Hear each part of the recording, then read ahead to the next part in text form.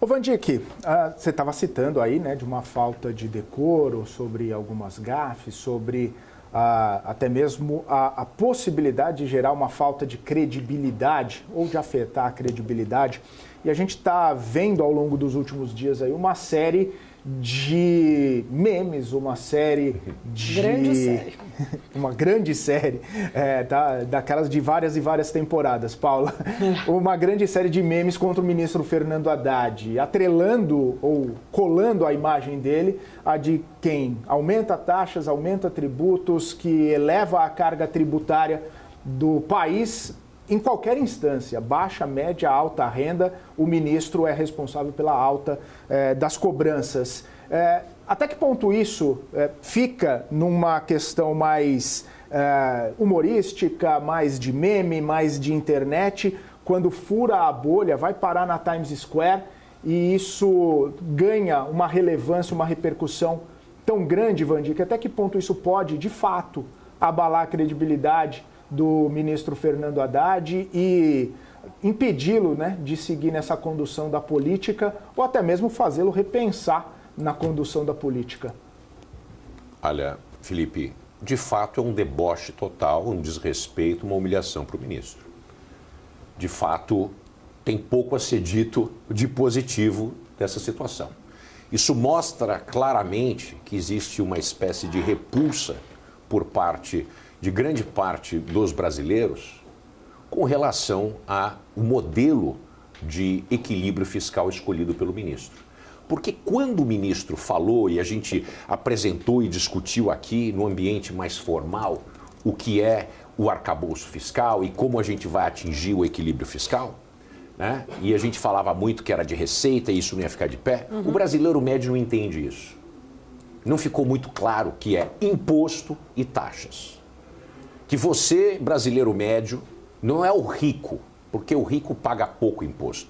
Ele tira o dinheiro. É você, brasileiro médio, que compra carro, que estava querendo comprar o seu carro elétrico, que agora o carro elétrico vai receber o imposto de 35%, acima do preço já que não é barato no Brasil, né? O IPI vai voltar e mais o IPI voltou e mais um imposto de importação de 35%.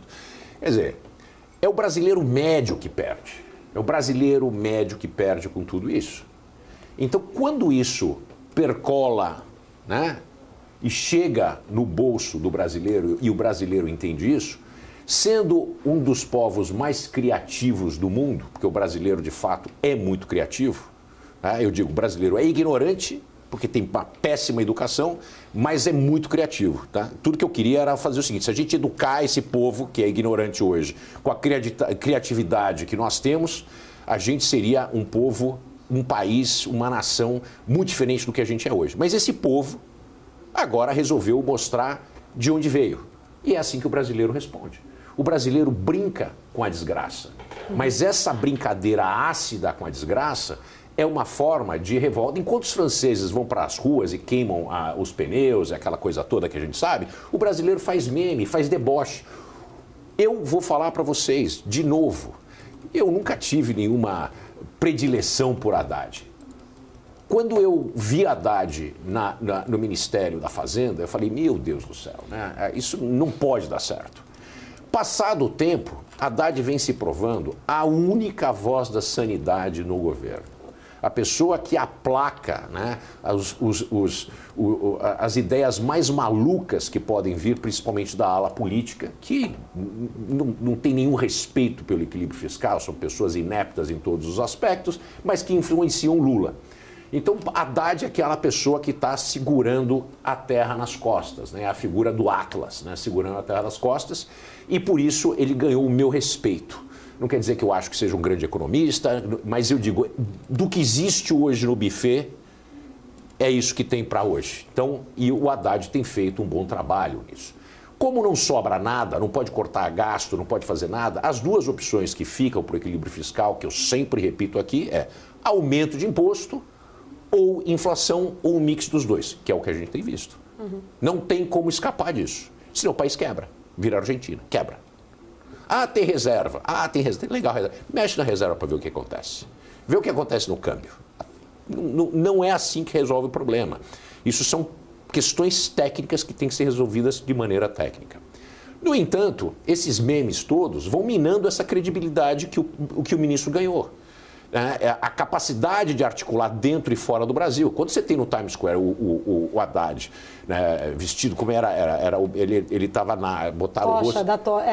Como que era, Felipe? Taxa humana. Taxa humana. Taxa humana, exatamente. Quando isso chega lá, imagina o ministro tendo que ir para o FMI, falando com outros ministros do G20, ministro das Finanças do G20, quer dizer... As pessoas olham e já começam a dar uma risada. Você lembra disso? Eu falo para vocês, eu trabalhei no Cazaquistão e eu cheguei no Cazaquistão, eu só conseguia pensar no Borat, que é uma coisa que eles têm uma repulsa. Claro. Não pode se falar do Borat lá, que é uma ofensa. Eu cheguei lá para trabalhar, fui conhecer o primeiro-ministro, uma série de coisas, eu só via o Borat daquele negócio, porque tem muito daquilo... É isso que vai acontecer com o ministro. Isso é um deboche que mina a credibilidade do ministro e da política econômica. Esse que é o problema.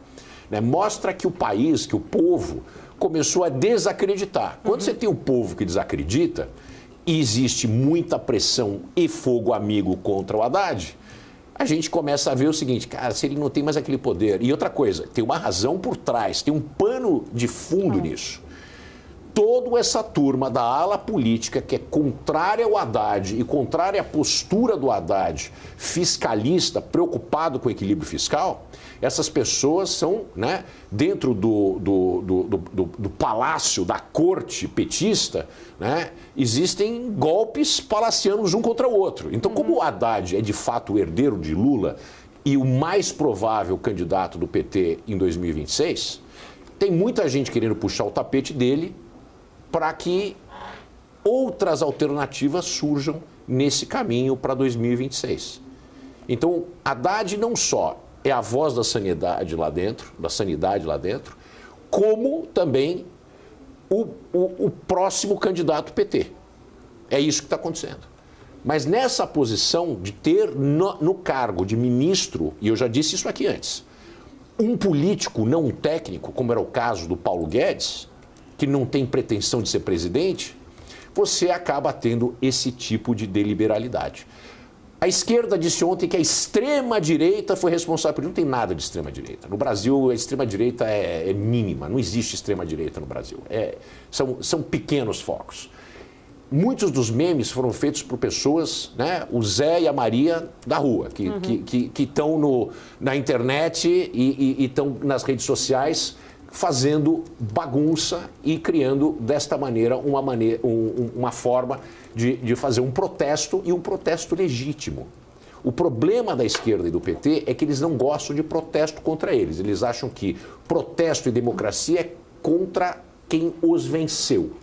Mas quando esse feitiço se volta contra eles, nós temos aquela famosa frase do Estado Democrático de Direito, que eu não aguento escutar isso mais, isso é um lixo, e depois aquela conversa fiada da democracia. Não, isso não tem nada a ver com democracia. Democracia é o fato das pessoas ainda poderem, nesse país, usar as redes sociais para fazer um deboche desse do ministro, que eu acho muito bem-vindo, mas isso mina a credibilidade do governo. Ô Vandir, pontos importantes, até você falou, né, da capacidade do brasileiro, só a título de curiosidade, o Brasil é o maior produtor e consumidor de memes, o memes ali, esses memes, inclusive, ali, é claro, né, tem uma diferença até na conotação, mas o ex-ministro, o antigo ministro da Fazenda, Paulo Guedes, tinha ali o apelido, né, do Posto Ipiranga, apesar de ter uma conotação não de chacota como essa do próprio ministro Fernando Haddad, que está cristalizado e furou uma bolha, né? Furou, por mais que o PT alegou ali que veio da direita, mas furou bolha, porque você viu,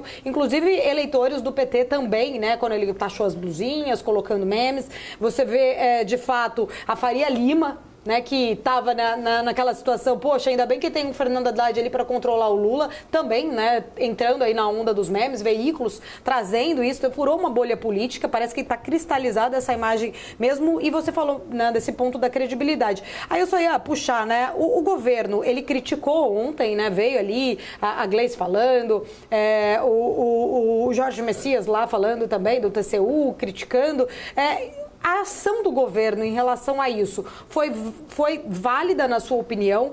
Criticar? Ou é igual, eu estava falando aqui, eu e o Felipe, né? Quando você era criança, a gente era criança, se alguém te colocasse um apelido e você demonstrasse que você não gostou, o apelido pegava, né? Era melhor você meio que ignorar ou deixar passar. Parece que a informação que o Haddad está levando isso com um bom humor, apesar de ter ali, eu acho que uma preocupação com essa imagem agora dele, não só com o público, mas principalmente no capital político, nessas negociações. Mas como que você vê a reação do Partido dos Trabalhadores, do governo como um todo? Ela realmente teria que acontecer da forma que eles estão ali criticando, ou deixar passar igual o apelido de escola para não pegar?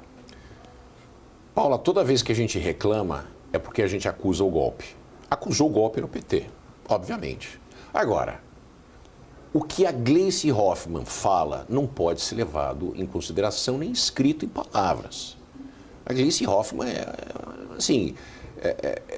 eu não sei como ela continua presidente do PT, a posição dela, o que ela acha, o que ela não acha, não tem nenhum tipo de impacto na sociedade brasileira. Ela fala para aquela curriola dela lá dentro, não sei, aquela turma escuta ela, ou deve escutar, né? Agora, fora do PT, a Gleisi Hoffmann, o que ela acha, o que ela deixou de achar, o que ela vai achar, o mundo fica tal e qual, não muda nada. Uhum. Bom, depois a gente fala mais sobre os temas políticos e os